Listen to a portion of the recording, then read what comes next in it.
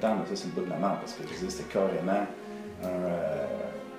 un quartier pauvre, presque à l'abandon.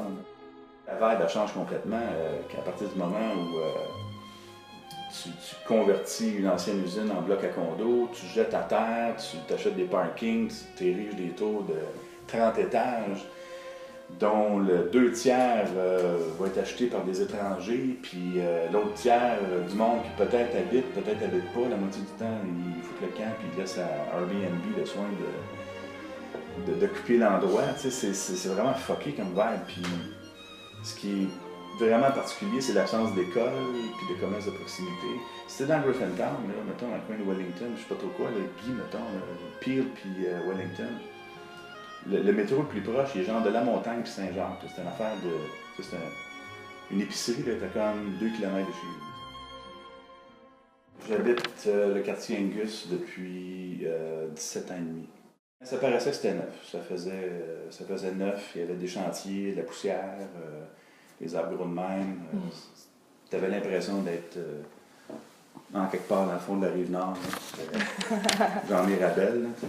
C'était une crowd un peu plus tight en termes de profil que ce que tu peux voir sur le plateau Mont-Royal, où tu as toutes sortes de monde, carrément. Là. Puis il y a plusieurs langues qui se parlent, puis c'est pas juste une couleur de peau. Tandis qu'ici, c'est quand même assez monolithique. Le quartier était vraiment industriel.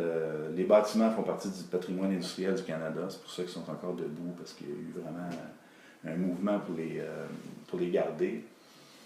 Mais c'est ça, il y avait de la construction de trains pendant la Deuxième Guerre mondiale. Ils ont participé à l'effort de guerre, ils construisaient des tanks, entre autres.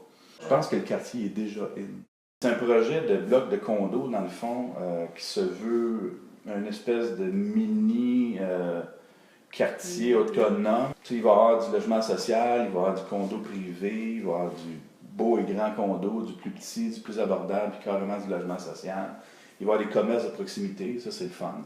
Ça va encourager la prolifération de d'autres commerces de proximité sur William-Tremblay, puis possiblement même sur André-Lavando éventuellement, ou sur Molson.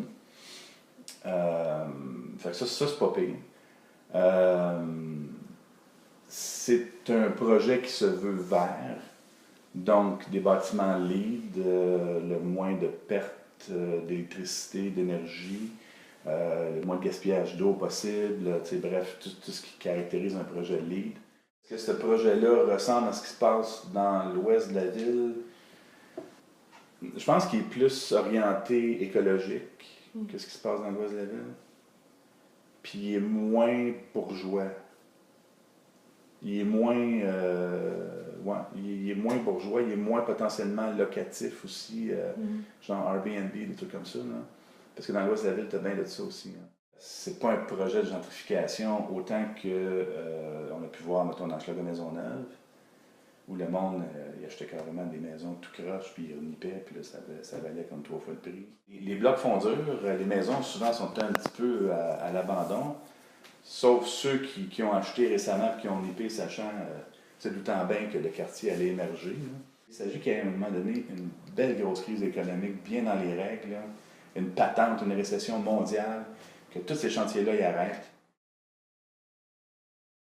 On a des problèmes de riches à Montréal, ce qui n'est pas habituel. On a souvent eu des problèmes de décroissance, puis de manque d'argent, puis de décrépitude ou de non-entretien de nos infrastructures. Là, la tendance est en train de changer parce que Montréal s'est rendu in, s'est rendu hip.